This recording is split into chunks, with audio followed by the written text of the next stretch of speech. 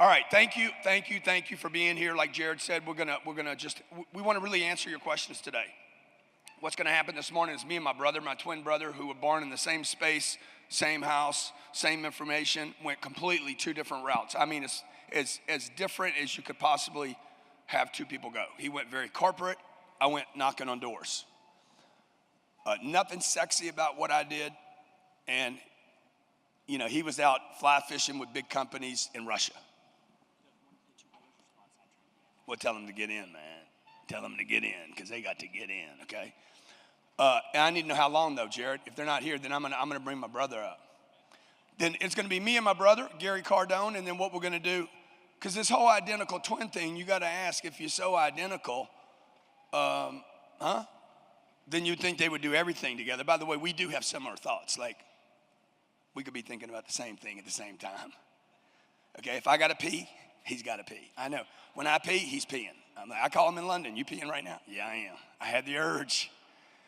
And then me and Elena are going to come up here. Lewis Howes is going to interview us if he makes it over here. He's got a flight out at 11:30, and I said, hey, Lewis, you do such a great interview. Please come back and interview me and Elena. And then we'll also take your questions. And then it's going to be me and Ed Milet. That's going to be awesome. It's going to be my staff is going to come up here, and Milet, after me and him spend 45 minutes together, Milet is going to grill my staff to find out what it's really like to work at my place, which is pretty insane. Okay, so how's everybody doing? Gary, let's go.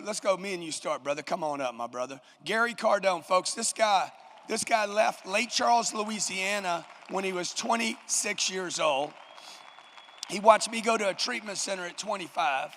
He moved out of Lake Charles at 26, went to Brownsville, Texas, Corpus Christi, Texas, took a corporate job. Come on, man.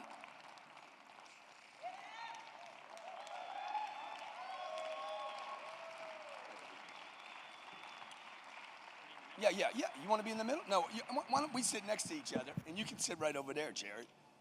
Don't get too close to me, Jared. You big enough to sit up here? I am. I know you. You got to talk in the mic.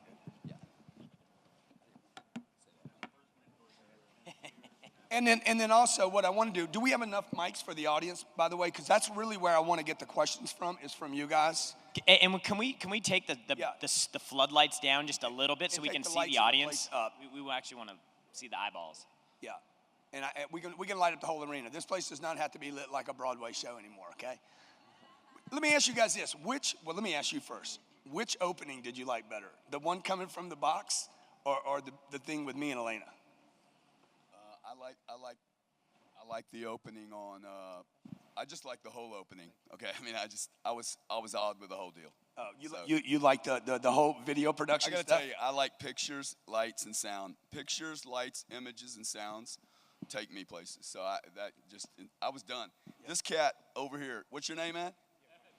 Hi, me and Ed I don't know Ed. Don't know who he is. And put it in your mouth. In about, 32 seconds, I looked at Ed and went, I got my money's worth. He went, me too, man. I was done. Did you guys like the opening? I loved it. So we did that with my staff. Francisco worked on that. Johnny, the camera guy, myself. Who else worked on that, Sherry? Paulie worked on it with images. I got an unbelievable staff in Miami. If you guys are ever in Miami, you want to come by and see what we do there. I'm sitting there tweaking it. No, that's not right. We got to put this message in. It's got to be this grind. So these guys are great. Robert Sislo also helped us with that video. Okay, Jared, where do we start? So I'm going to ask them a few questions. I think it's fascinating seeing them two together. And some of the most favorite interviews I've ever seen Grant do have been with Gary. Because I know Grant so well. And when I get around Gary, he's so similar but so different. And so I think it'll be good to get some interesting perspective. And then Premier, folks, when I finish asking some questions, we're going to pass some mics around to you so you can ask some questions as well. So let me just start by asking this: when you guys were growing up and you started getting into your teenage years, how were you both on the same kind of trouble path? It was how much trouble could there be? My trouble scared him, right? Your trouble didn't scare me. What scared me was that how we would spin up trouble. So the deal is, like, he would do something, and then I would have to improve on that. And if it was incredibly destructive, it would get improved also. So we just, like, kept playing games. I mean, I think you and I grew up in a world where the way we looked at competition, the other guy had to suffer very, very badly. I mean, it was just part of the game, right? And I think when you compete with someone, it's always, whether it's throwing quarters against the bloody thing or racing down the hallway or, you know, how many girls can we date or. I dated more girls. Yeah, he won. He won. I dated most of his girls. He did. It's just true, man. Okay. And they're still telling me about how unimpressed they were. That's what I'm talking about. Look how much they missed out on. They're a bad judge of character. So you both were the one-upping, spinning up trouble kind of thing. Yeah, But I think we were bored. I mean, if I look back, I'd love to get your input on this. All the trouble in my life as a teenager, 20 years old, 30 years old, 40 years old, 50, if I'm bored, I'm going to get in trouble. Elena talks about this. If he's bored, he's going to eat, start consuming everybody around him. What do you think? Totally agree with that. What's the we got some God-fearing people in here. What's the old adage about the devil? Idle hands, man. Idle hands. Totally. I think we were totally unchallenged. We were bored in school, and so we went from creating to not creating and creating destruction because it was a game. At least we could play a game. And I think if you have a high-energy child, high-energy student, a high-energy employee who doesn't want to fit in a box, that's the guy I want, actually. Now I've got to figure out how do I help him manage his fuel, because most of these guys are flying MiG jets. I think you guys are all F-16 fighter pilots. You're the engine, you're the machine, you're the jet. You have missiles, you have fuel, you have avionics, but you don't know how to fly the damn thing, and you don't know how to do your targeting. So you have this really complex, wonderful machine, but you haven't learned how to really optimize it, right? And if you don't know how to fly an F-16, you're going to crash it. Well, no, you're not going to fly it. You're just not going to fly it. That's right. You're going to sit there in the pilot seat. I'm going to say, hey, take it. And you're going to just sit there behind it like you're not going to do anything with it, which is what most people don't do. And these millennials, Jared came to work with me when he was 27? 26, yeah. 26? I always ask you this. I guess I don't listen. And want to acknowledge these guys over here that paid for the extra day. You guys says a lot about who you are. To me, this would be the most valuable day of the entire conference. Jared was 27 when he came to work for me. He was not that productive for the first 2 or 3 years. I hired 3 or 4 managers. Just kept having managers come in and blowing them out. And Jared would never step up. I kept asking him, when's Jared going to step up? So there's something out if people aren't stepping up. People aren't just lazy. How many of you have kids? If your kid's under 6 years old, 6, 7, or 8 years old, if they're lazy, what do you know? If they're lethargic, not moving around, what do you know? They're sick. They're sick. So I don't think lazy, like neither one of us have ever been lazy. I mean, I like lazy time too. But lazy's not a normal state for people. You know, it's normal for me to want to be active and push and discover. I got to look around me and say, why is a guy in my office like Glenn that did Who Got It, the song Who Got It, he's in shipping with us every day. Glenn's in shipping. I walk up to Glenn. I know he wants to take care of his mother. He's a good dude. And I'm like, what'd you sell today, Glenn? 9:06 in the morning. What'd you sell today? I'm working something. We just opened. He ain't working nothing. He's lying to me. Okay? But every day I'm just pushing on him. What you got working? What you got working? What you got working? I'm just going to keep pushing on him until he finally gets it to say, hey, maybe I need to start selling something. So you both grew up ultra competitive. How important do you think that competitive nature is in business? I think for me it's everything, man. I mean, like I have a partner who We built a company in the last 6 years that we must have 12.5 companies trying to copy us. And it irritates her to no end. I mean, she wants to sue and do whatever they're called. Cease and desist. I mean, I've never been in a lawsuit, never sent any of those letters out to anybody. I'm like, dude, bring them. Okay, I used to compete with Goldman Sachs. Yeah. Like, I want to compete with Ulysses, with the big champions, because there's so much for me to gain when I'm fighting King Kong. Like, so much for me to gain when I'm fighting King Kong. So, and I learned then, if I can fight the big boys, then when I start creating or go into a different industry, and this has been my real strength, I can literally move into different industries because I've fought these guys. I know how they operate, and if you can compete with, like the Michael Jordans of the world, then as long as they have the tools and understanding of that market space, they're going to compete well. So for me, it's been everything. And I don't think me and Gary. I was not competing with Gary. I have never tried to do better than Gary. Gary has been, for me, it really hadn't been about competition with my brother. Okay, now I got stuck in a competitive thing that really hurt me years ago, but Gary pulled me along. Like, he talks about drafting cars, NASCAR drafts.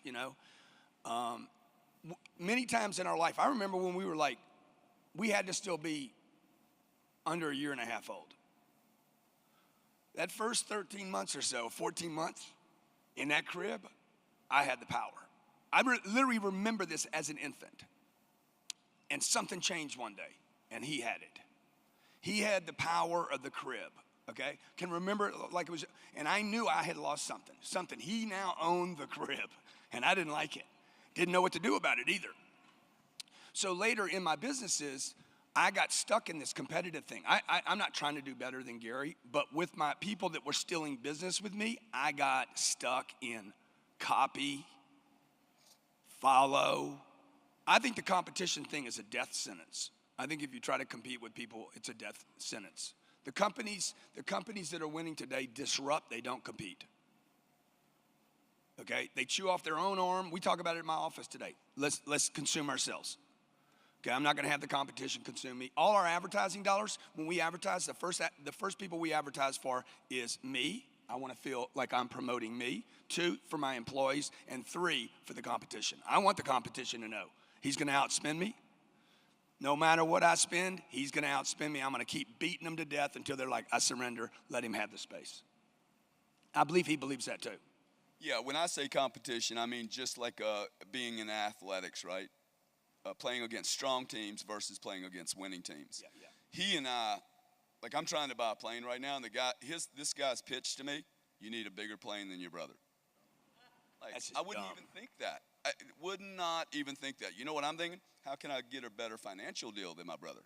Like, I'm not going to do the deal he did, because I look at things slightly different, and he has a different position and different things that he can do.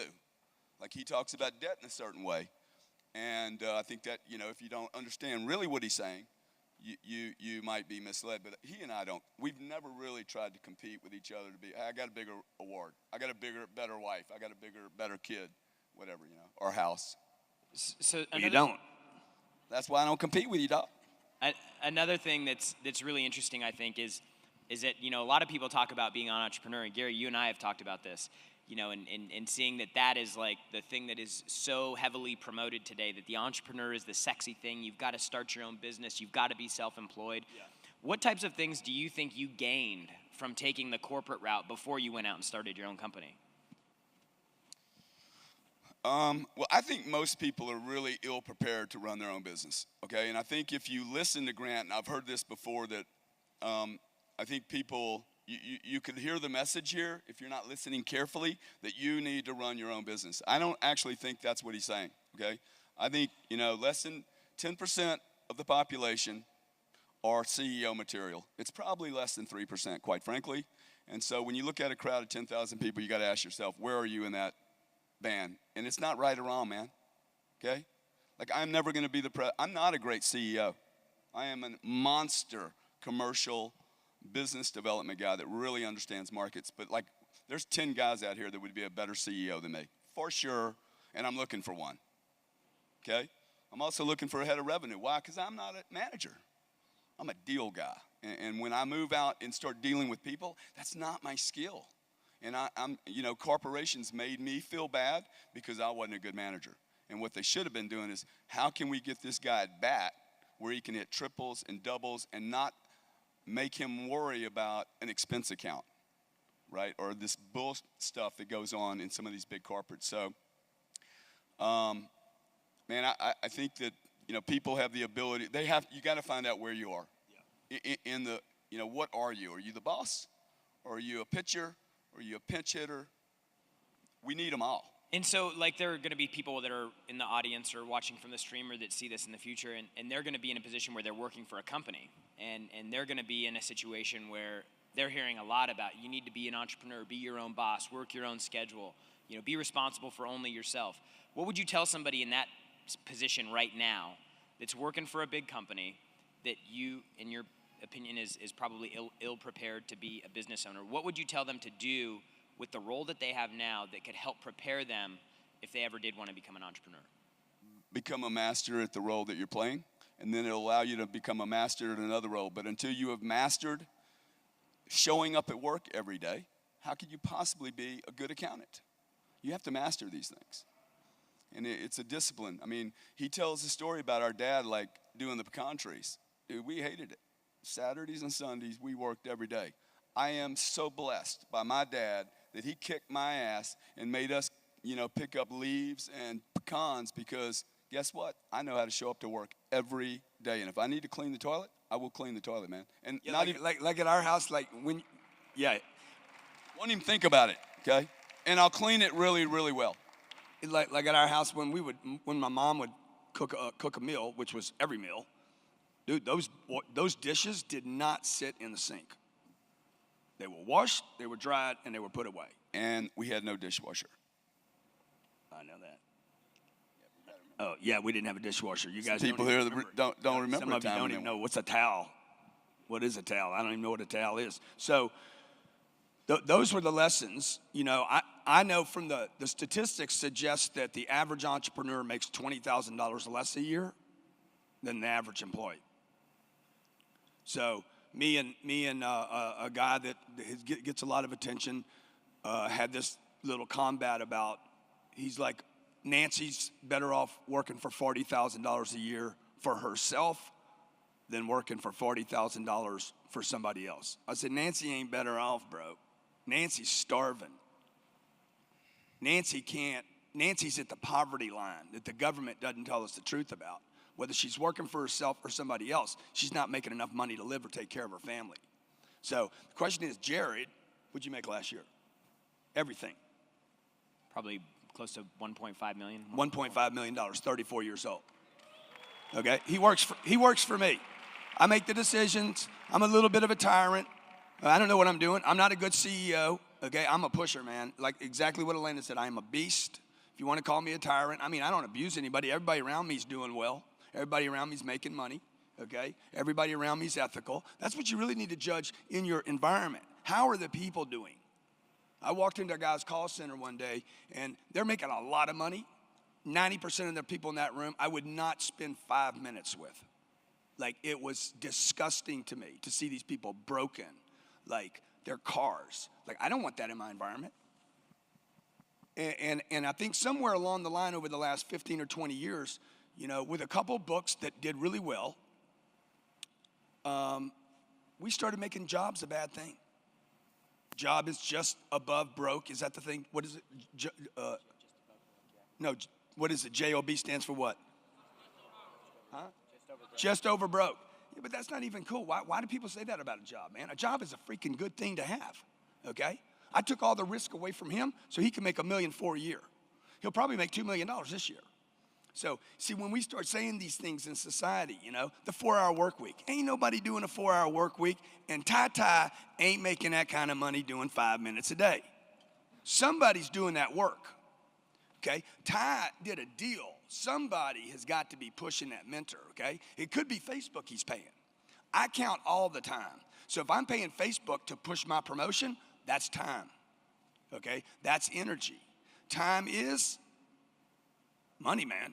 And money is energy, so they're all connected, right? So he might have only put 5 minutes a day based on how much time it took to set him up, and he divides by this number. Hell, it might go down to 1 minute if it like Jeff Bezos probably put 1 second into his business based on the money he's making now.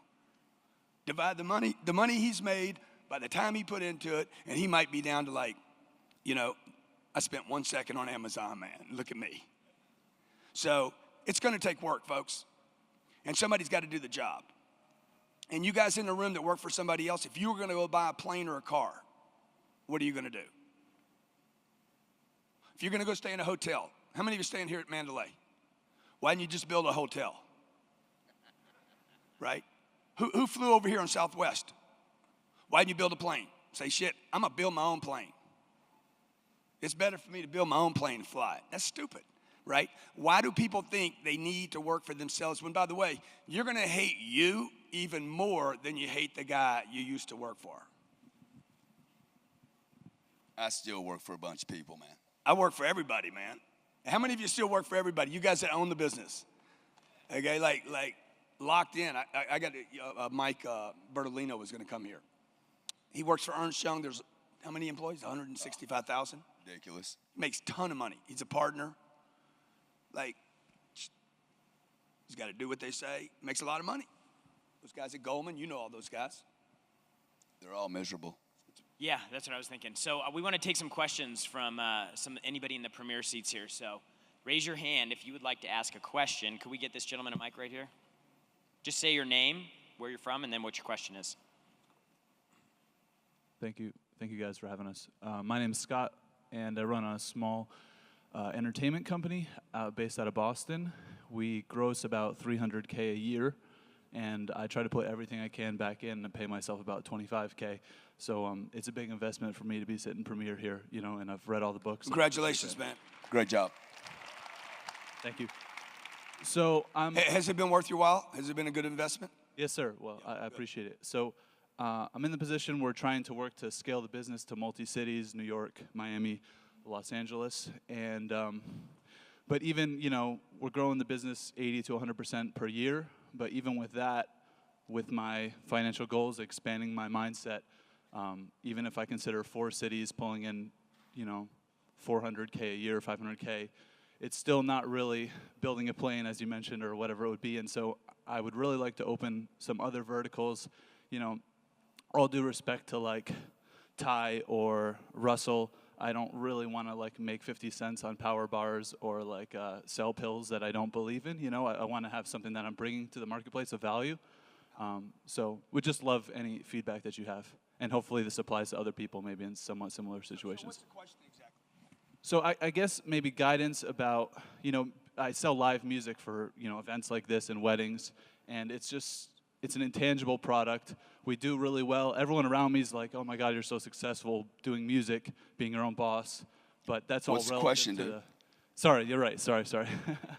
So my question is, I guess guidance to people who are looking for a new vertical, a new direction in their business, that maybe, have $100,000. Yeah, so totally got it. So if I understand the question correctly, right, new verticals, I have a rule. Some of you guys saw me gambling last night, maybe the night before. Did anybody see me gambling at 3 tables at one time? Did anybody notice how I gamble, what my bets look like? They're not small bets. So you didn't see me going from playing 3 tables at one time. One trend that I am seeing in this e-commerce explosion, specifically around a bunch of sub-40-year-old people who have never been in a battle, okay? I don't think you actually have a business until you have gone through near bankruptcy, lawsuits, revenue losses. Everybody I hear from you guys, you're all doing 200% increases. Jared makes more money than me.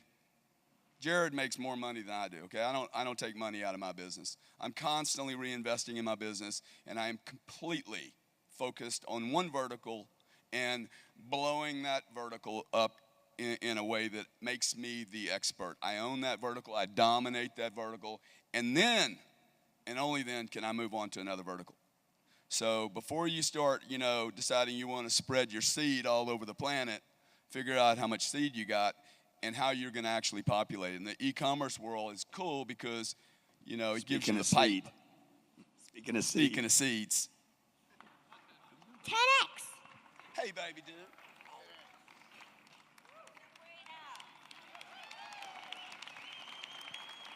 So she's definitely working her vertical. Help. And I just, if you want to go grab that thing, I wouldn't jump to another vertical. I would just add something in line with, like my second stream, because I work a lot of different verticals, different than him. He's got a different play on the way out. He's going to sell his company. Somebody's going to buy it, maybe. Okay, so he's got to get it to a certain place. I'm not going to sell mine. So I'm adding little streams that are connected. So when I think about the second flow, I want it to be a glove. If I wiggle a finger, your second business should be, I move this finger, oh, something happened to this second business. They shouldn't be separate hands or separate tables. Yeah. Can I? So I think the other thing is you got to ask yourself, what are you building? Some of you guys are building a cash flow business and a lifestyle business. And some of us are building companies that will have some value later on where you'll get a multiple. They are very, very different businesses. They're very different approaches. And I think a mistake that some of you guys make is you look at me and Grant, you try to say, what is the magic key? What's the magic way? First off, there is not a magic way other than grabbing the freaking shovel and figuring out how to become brilliant with that shovel, overuse it. Like, I really believe that, right? If I only had, like Mateo, I want a paintbrush. I'm going to start carrying a paintbrush around with me for 60 days everywhere I go, and I'm going to either hate that freaking paintbrush or I'm going to fall in love with it, okay? I think I'll end up falling in love with it. So I would really concentrate and figure out what you're doing. Most of you guys are running lifestyle businesses right now, in my opinion. Yeah, I don't know what that means, but like. They're cash generative businesses. Oh, it takes care of their lifestyle. Okay. So, like, I'll give you an example right here. And David, let him ask a question. But this whole event really is designed to feed Cardone Capital. Just so you know. People are like, I heard somebody say, how much money did you make on this event? Dude, I'm going to end up with all the money at Cardone Capital. Okay, it goes back to, I'm using the cash business. I don't have a recreation business, right? All the money from all the businesses goes back into the real estate because the real estate's the one that can grow and somebody's going to do what he said, pay a multiple for the real estate. So everybody wins. That's why I'm wearing my jacket today. See, there's a method to the madness. Hi, my name is Eric Brown. I own an e-commerce order fulfillment service, and I've been the rainmaker in that organization, and I'm trying to scale it to the next level, and the volume of leads that I'm getting now, I can't handle it myself, so I'm looking to bring on salespeople. Can you, Jared and Grant, share your experiences when you bring on salespeople in that process? How does it work? I'm not a manager myself. I'm an entrepreneur. Can you talk about that? I just want to say one thing, and then I'll let both of these guys answer it. I never believe any salesperson's going to make it at my place. I never believe they're going to make it. Number two, I never give them any attention until they do. So that's my little deal. So Jared works with them every day. I don't know their name until I see them on the board. Yeah, I'm a really bad boss. I'm more like a quarterback. Okay, I want to be a quarterback. I want to be in the game, and but my job is not to. Exactly, dude. I don't even notice them. They're almost like they don't even exist in the company until they hit a deal. And you got to remember, I don't think either one of us are CEOs. We're doers. We're in there doing, punching, shoving, right? We're not big delegators. We're doing our deal, so we're on the field, blocking, tackling, running. Somebody else needs, like Sherry. Sherry runs our company. Okay? Totally. Jared's executing. Jared's trying to keep calm with partners and advertisers and, me. And Sherry's kind of behind the scene. Elena's kind of handling things at the household. So, it takes a team, guys. You're not going to do it by yourself. Captain Ryan told me, Captain Ryan, Real Estate Ryan says, man, it's not even fun doing it by yourself. It's more fun being part of a team. So, Eric, you just got to get a team around you, bro, and you're going to have to go. You live on a planet of broken people, folks. You live on a planet of broken people. CNN, Fox, and the internet have destroyed the minds of the people. Okay, they all have the same advertisers, so don't think they're different. You like Fox or you like CNN, whatever, dude. They got the same advertisers. They got the same people funding the bullshit. And the goal of TV and the internet is to keep somebody on a sofa. That's what it is. Or to keep me on my phone, to keep looking at that phone. What I have is a spectator. I have a broken person. So if you think you're going to hire the right people on a planet of broken people, it's just unbelievable. Like, I don't even know what you think. How can you change a hiring process when the source of people are broken? The one thing that we do try to do in our company, though, is to establish a system that we can put a person that's a close, almost good fit. A fit to our culture. And we can drop them in, and then it gives them the best chance of being successful. So if you've got a lot of leads, then what's the training process? What's the lead handling process? What's the call sound like? What's the follow-up process? And you've got to prove that. And so, for the early team, for Dave, Natasha, for me, for Mike Bonnet, for Steve Spray, for Todd, when we were first building this thing and it was just us, what we were doing is we were trying to figure out what worked. And then we started training every single day and cold calling and role playing every single day. And we started figuring out, like, how can we increase the likelihood that we're going to get more deals? And as we bring people in, what can we do to make them more successful? And so that was something that we really have hired more people in the last 2 years than we have the previous 6 combined. Robert Sislo is one of our best salespeople. Robert Sislo is a video guy.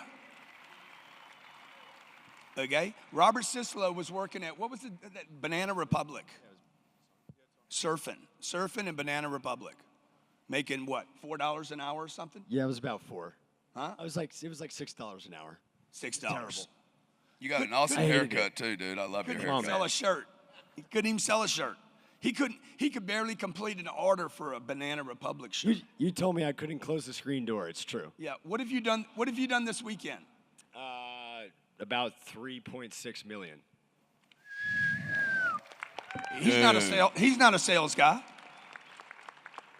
He's a guy that woke up though while he's in the right culture. You guys got to have the right culture. You don't need to find the right people. You need the right culture. You need to come visit us in Miami. Okay, when we do this boot camp, April 6th, 7th, and 8th, we're going to tour my office in Miami. You're going to see an environment. You're going to be like, damn, this is as close to the Marines, dude, as you can get.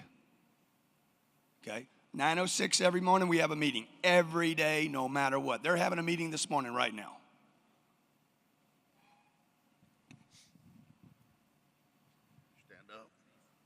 Well, my name is Chuck McDowell, and I have a company called Wesley Financial Group in the most beautiful city in America, Nashville, Tennessee. Go Nashville. Nashville. That's right. First of all, if I got to say this, thank you. And we all need to say thank you. This was said yesterday several times. Grant don't need to do this stuff. He didn't need to do this. So thank you. Also, you asked me what do I want yesterday, and I said $100 million. And that was incorrect. What I want is I want to teach my kids to make $100 million. So that's kept me up all night. I created an industry canceling timeshare when nobody else had ever done this before. Was sued for $5.9 million in federal court by Wyndham. I beat their ass in federal court. Then they sued me again. They put the FBI in my parking lot. They put the IRS on me. They had a black Mercedes follow me everywhere I went. So I've been through the wars. We've gone from cold calling after I beat them. We went from cold calling to advertising. So now I was trying to not be so much in their face so I wouldn't get sued. Well, after that was over, I said, let's go ahead and fight. So now we're all over Facebook. We're spending $50,000 a week. He's in charge of this. I'm looking at him. $50,000 a week right now. Facebook, radio, TV. We're pumping it to $100,000. From last year event to this event, we've gone from $20 million a year to $50 million a year. In 2019, we'll do $100 million. I'll be teaming up with Ed. I told him this last night. My question is this, and I'll get to the question. My question is, we went from cold calling. When you hit your numbers like you're hitting them, you can just keep talking. There you go. Well, my kids hit the numbers. See, I got to get that straight. But thank you. I've gone from a pay structure of cold calling, where I'm paying people X percent.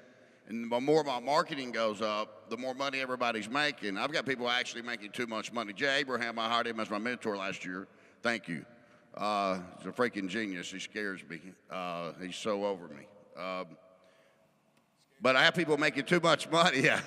Yeah, I have people making too much money. He asked me, what kind of turnover do you have? I said, I have none. And I was bragging about it. He goes, dude, that's jacked up. You got people coming to you saying, I found a better job. Somebody has to find a better job. So I have people making $10,000, $15,000 a week that have preset appointments all day long. How do I change their I just lowered everybody's commission 30% and people thank me.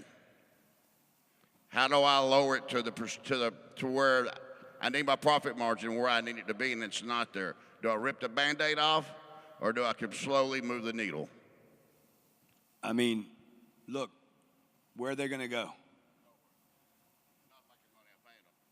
They can't go anywhere and make the money.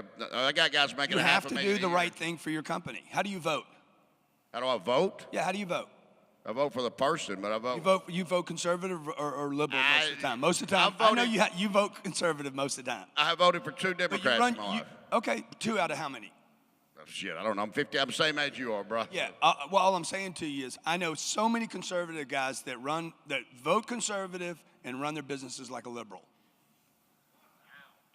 Okay. Ouch. You know, and I'm just saying, like in my place, like we don't tolerate anything for anyone. We're dependent upon no one. No one. My people are here right now hearing it. I tell Elaine all the time. Sherry's here, Jared's here, all these guys are here.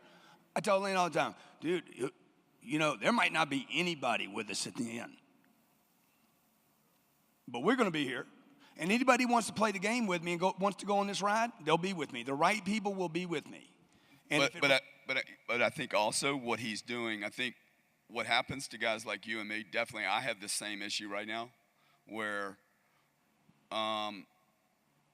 Grant's continuing to adding people, more and more people, and I think we get trapped into this redundancy program.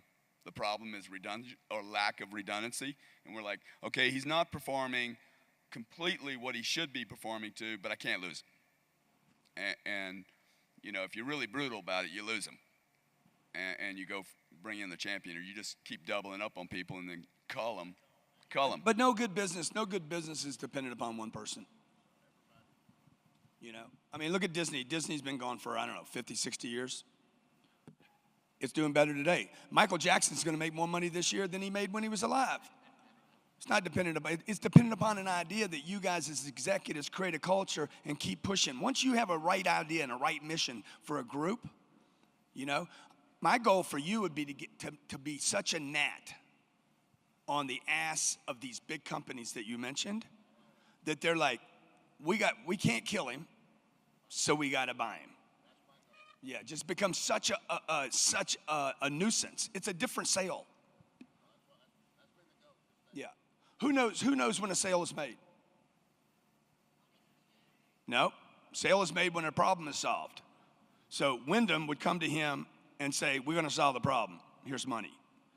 Right? Blackstone would buy a bunch of my real estate because they'd be like, it will solve a problem for me. They're not trying to buy my real estate. They're trying to buy the revenue because they can't do it one deal at a time. Okay, a couple more questions. Yeah, so this is a question for Grant. My name is Joe. I'm from Dublin in Ireland. I better speak really slow so that you can understand me. I don't know if you remember, Grant, but after the 10X last year, we had a meeting in your office. Yeah. And, you know, I'll class myself as Grant's biggest fan. I hang on every word that he says, and it's literally 10X everything for me, as it is.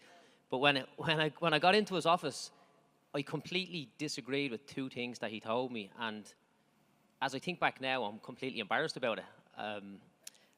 So I have a program, a training program, and I was taking select groups of people, and Grant said, no, you need to put more people through the program. So I was like, no, I want to just stick with a small group, and eventually I realized I need to put a lot more people through the program, which I'm doing now. But the other thing was I had a check. I watched a video with Jim Carrey writing a check for $10 million. So I says, okay, if he can do 10, I can do 1. So I wrote a check for 1.2 million euros to have it cashed on the last day of last year. And Grant said to me, rip it up and write another one for 10 million. And I'm like, no way, man. I'm going to cash this, you know. Now, I didn't cash the check, but I came very, very close to cashing it. And I have the check in my pocket here right now. So I want to ask you a favor, Grant. 2 things. Will you rip this check up for me, please? Will I do what? Rip this check up for me because it's too small. Dude, sure, I'll Yeah. rip it up, man. Okay? And also, Is it real? Is the check real? Or Yeah, you like wrote a- it to yourself? so I wrote it to myself for 1.2, and I made 970. So I didn't get to the 1.2, but I got close enough. Yeah. So I want that check gone because it's too small. Thank you. All right. Yes.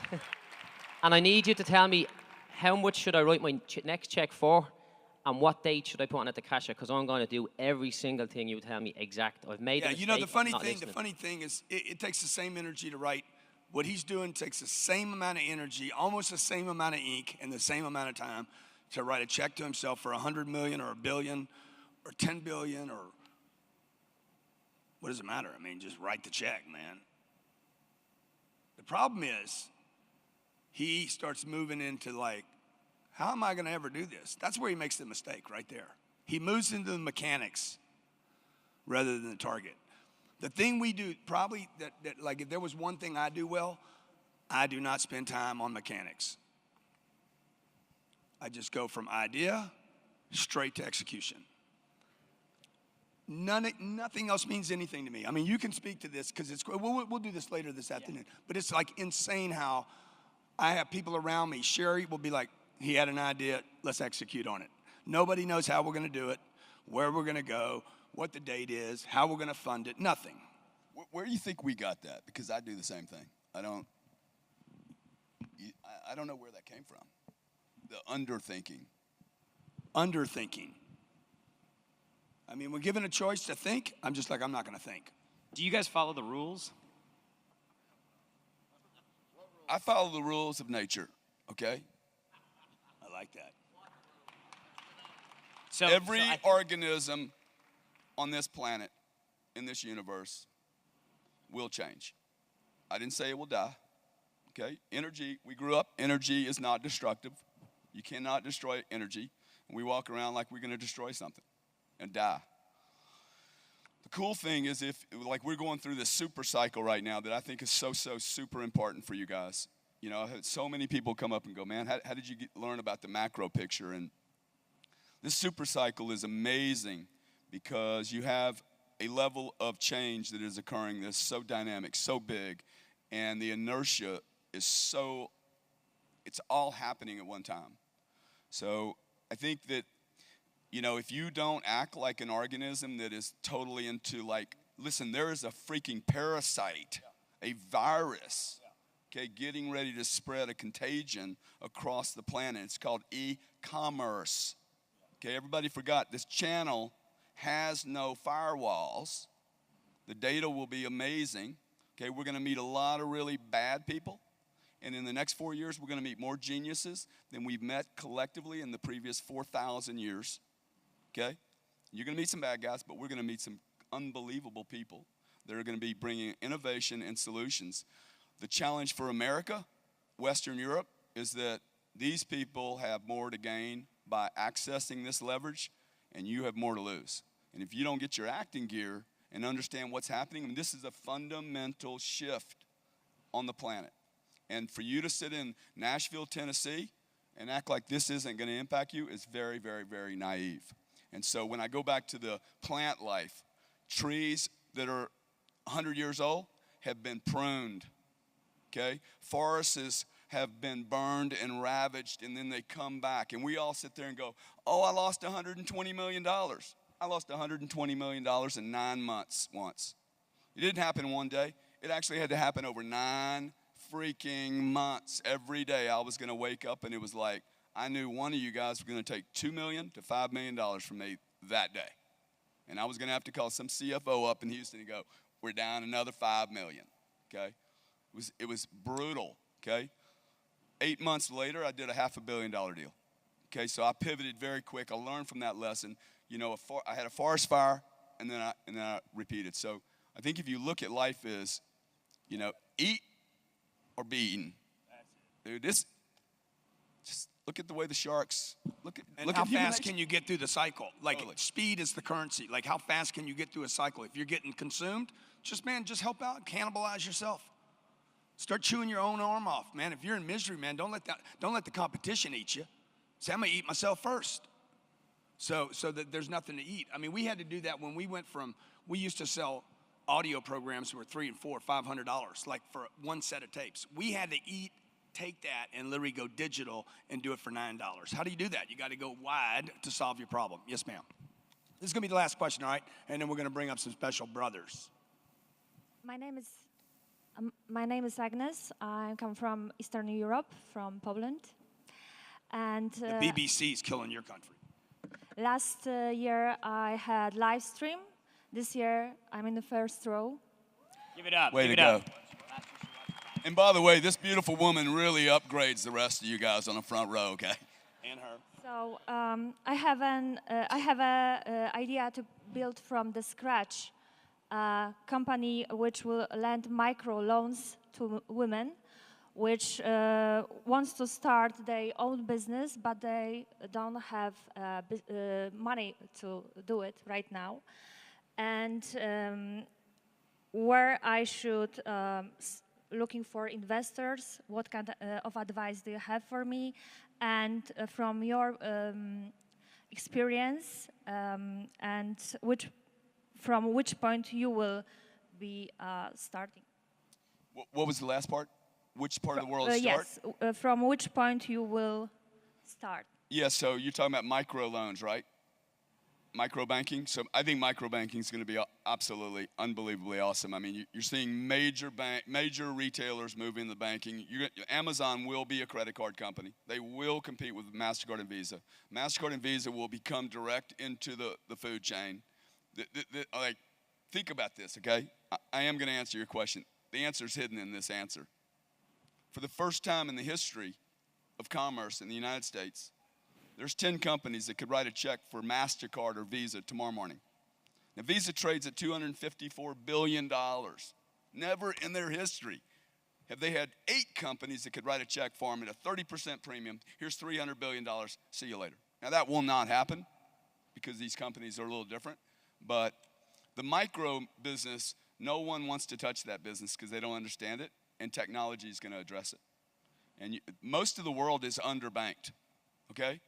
And the underbanked, they have no access to banking. They're in India, they're in China. That's why Bitcoin's rolling, because people don't have the ability to bank, so they go into this dark gray market where they can get remediations, they can get money, right? They can get cash. So you're seeing a lot of major retailers look at, think about it. Overstock.com's already taking credit card risk and check risk. Why wouldn't they loan money out? Here, pay this over a 3-month layaway plan. They've just become the lender, okay? And since the freaking banks like Chase, JP Morgan, Bank of America This is his space. don't right here, want right? to loan you money, okay, then you guys are going to take advantage of it. This is what I call legacy disruption. And if I could leave you with one idea, okay, when you have a major event like we're having right now on this planet, and I mean a major event at every level, okay, fossil fuels, OPEC has been destroyed, the Federal Reserve is imploding. The IMF, the International Monetary Fund is imploding. All these clubs are breaking down, guys, okay? Remember the cycle. Like I talk about this cycle. The whole commerce, the way we set up commerce is an organism, and it's going through a cycle of destruction. That's what I really believe, that we're going to look at things very, very differently. The legacy guy, and by legacy, I mean the guy that had the position, the Tony Robbins, the guy in the past, what's a good analogy? The basketball team that was the great team, and they got taken down. When you bring disruption here, like the NFL is probably going to get disrupted through extreme sports, because a guy like me will pay a lot of money to see extreme sport guys not get on their knees. So I think, that's going to be a great business, but I think if you look at legacy, see, none of you guys are legacy players. You're disruptors, okay? Legacy players always lose because they're holding on to the past, right? You need to think about what the future is going to look like, and it's changing very, very, very rapidly. You have a phone in your pocket that was not here 10 years ago. Yeah, and so the way to discover that is you guys got to keep coming to things like this because, you know, everybody thinks they're all right. This is what I talk about in the 10X rule. You're not all right. If you think you're all right, you're all right now. You're not all right when the next shift takes place. So this is the problem with the average. Average is, and Elena talked about this, average is sinister because it suggests everything's fine. How many of you suffered in 2008? There will be another.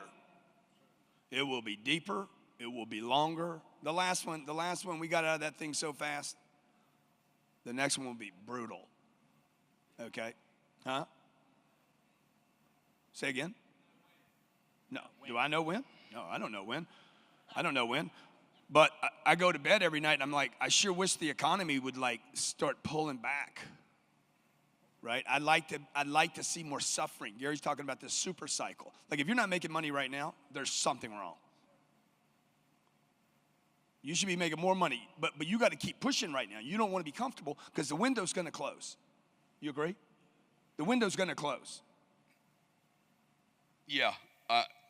Yeah, I think it's going to close on a lot of people because there's going to be disruption. The automobile industry is going to go through a massive, massive disruption. Massive. Okay, I mean, my kids will never have a license. They'll never buy a car. So you guys selling cars, you got to think about who's your consumer, man, in the future. This thing's changing very, very quickly. And you know, I don't see people study enough about the marketplace. Like she was saying, hey, how do I raise money from what investors? I think people raise too little money or too much. Like I never raise money. And the reason I don't raise money is because I'm scared to lose your money because I will lose money, okay? Like I lose money. Yeah, he does. I don't. I'm a spanker. I'll tell you right now, I never lose money. Like I just don't do it. I refuse out. to lose money. But see, but that's the way I learn. He'll play blackjack. He'll play 500 a hand. I'll never put more than $25 on a blackjack hand. See, it wouldn't interest me though. So it doesn't get my. I don't want to lose money. Who doesn't want to lose money? So that's why I buy hard assets. Like I buy hard things that I understand that can't go away because you're not going to replace apartments. They're not going away. 30 years, 50 years, somebody's going to rent in those 800 units in Nashville, Tennessee and pay $1,200 a month. It's just not going to go away. There's no app that's going to disrupt it. There's no Uber that's going to disrupt it. It will not happen, okay? So you got to have a place to live. You got to eat food, and you got to drink water. All right, give Gary Cardone a big hand. Just all right? one thing. I have one request from you guys, just real quick. So I noticed when I came here that everybody's got a nickname. I mean, you got Damon's got D-Dog, and what's yours? You got one. A-Rod. Huh? A-Rod. So, and Grant's got, what is it? What's yours? Uncle G? Uncle G, man. So, you know, and he keeps telling everybody about how much older he is, but any Asians in the audience? See, the Asians think I'm the oldest. So I would like to give myself a name as I'm part of your club now. Is that cool? Give yourself a name, dude. Okay, That's weird. You guys can give me a name. That's how about weird. You don't give G-Daddy? G-Daddy. That's weird, dude. That's weird. See, I knew he wouldn't like it. That's just G-Daddy. dumb. I'm That's just dumb. throwing it out there. We'll work on a name for you, okay? All right, give him a big hand. All the way up. All the way up. I'm all the way up. I'm all the way up. Nothing can stop me. I'm all the way up. Show it what you want. Show it what you need. My niggas run the game. We ain't never leave. Counting up this money. We ain't never sleep. Oh, yeah. I got 12 V's. Hey, can you turn my screen on right here? Thank you. Can you turn the screen on right there? I want to show you guys something, okay? These guys that I'm going to bring up here right now, since we're talking about brothers, they've been on Instagram. How many of you use Instagram? All right, good. So I'm on Instagram. Hope you know, most of you probably follow me on Instagram. We're fairly active there. These three brothers, the 10X brothers, on Instagram, if you just scroll down this page, this is what they've been posting for months now. Look how creative this product, look how beautiful these images are. Okay? Hang up a second. Look how good Ed Milet looks there, right? Look how good Michael Burt looks. Look how good Tim Story looks. They didn't get any assets from us. They've never called my office and said, can I do this? They never called my office and said, keep scrolling now. They've never called my office and said, I need a new image. How do I look as a boxer over there without a shirt on, okay? Okay? Keep going. Tim Grover, I got Lewis House, okay? Keep going, keep going. Look how much they've done. Me as a robot, okay? Carrie Kasem, Who's Got My Money, my plane flying over Mandalay Bay. How about the no negativity? Go back up a little bit. Okay, that's Elena, by the way. The second person's Elena. Okay, I want to bring these three guys up here because of what they did, all right? That's exchange in massive amounts. 10X Brothers, come on, man.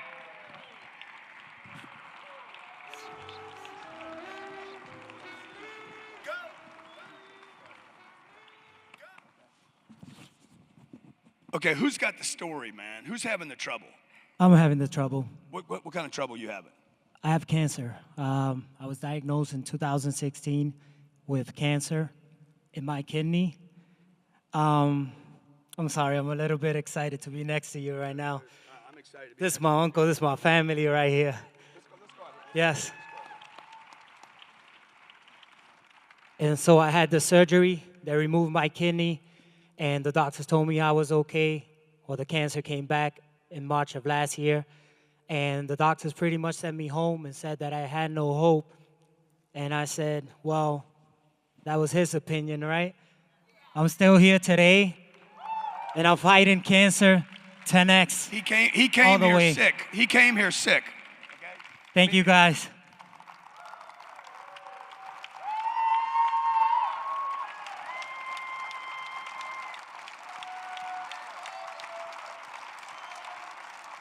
Thank you, guys. Everything I do it out of love. We sit there and we plan this out, me and my brothers, and I call him and I'm like, hey, what if we put Grant's face on this? And we created. Grant is really our hero, and Miss Elena Cardone has been my angel. We talk every single day. I heard Grant once say, hey, if any of you guys out there trying to get close to me, add Elena Cardone. She has an Instagram. I went right away and added Elena Cardone. And in my attempts to get closer to her, to him, I found the most amazing person with the most amazing soul who I could now call my friend, Miss Elena Cardone. I love you more. Thank you, guys. You're my very dear friend, Elvis. Thank you, Miss Elena. So how can we help you, man? Is there any way we can help you? Right now, I'm trying to get myself to a holistic hospital. That is what I need the most. I don't want to go with the conventional treatment because I don't believe in chemo. My friend did chemo and she ended up dying. So I've been doing everything on my own. I went fully organic. I'm taking the holistic approach, and I believe that I could beat cancer. And I keep a positive attitude. I never once think that I'm going to die. I don't think I'm dying from cancer. I think I'm living with cancer. And I think I could beat it and be an example to a lot of people that are going through cancer and through other things in their life, that everything is possible. So what does it cost to go there? I don't know the full cost. I really don't know. You gotta always know the number. Yes. We was actually searching it yesterday, and we found a hospital in Mexico. It's called Hope for Cancer, and that's where we're hoping to go. What do you think it's gonna cost? I don't know exactly what's gonna cost, but I could tell you that my surgery was $250,000 just for my surgery alone. So this is the reality of life right here. This is what my brother was talking about. You know, I'm blessed.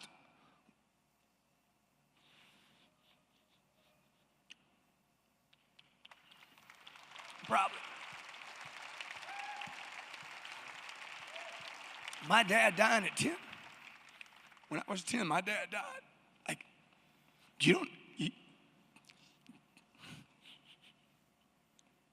some things you can't negotiate with. You know, and it set a hard line for me. I got a lot of friends, man. They lose somebody when they're 45 years old, and it freaks them out. I'm like, dude, where you been all this time, bro? You know, we were here at Mandalay, man. They start shooting up the place across the street. Everybody's shocked. I'm like, why are you guys shocked? Do you know how many? What freaking planet do you live on unconsciously, okay? Things happen, okay? This guy's gonna die. I'm gonna die, okay? she's going to die. Sabrina. But who knows, man? Maybe we all come back, okay? Question is, what are we going to do while we're here? You know? What are we going to do while we're here? How are we going to make a difference? He can't run scared. He's got to live. That's what he said. He's going to live with it. Everybody in the room's got cancer, folks. Okay? You got people, huh? Really? Yeah, sure you do. Okay? So, dude, I appreciate you guys. Let me appreciate know. you. I want it when you guys find out what it costs, we're gonna help, okay? We raised a bunch of money last night. So, Sherry, do you know the number? Yes, it's 1.9 million. This gentleman in the audience has Yeah. cancer, alternative cancer care. Okay. Eric Brown, the guy that was just standing up. We raised $1.9 million last night. Okay? So we're gonna use some of that, bro, to help you, okay? I don't know that I can use it all to help you, okay? But we're gonna use something to help you because you helped me. This alone helps me just being here next to you. Yeah, yeah. It was a dream to meet you, to meet Elena, and I'm here today, and this alone helps me. Thank you. Yeah. Okay. Give him a big hand, guys. Come on, man.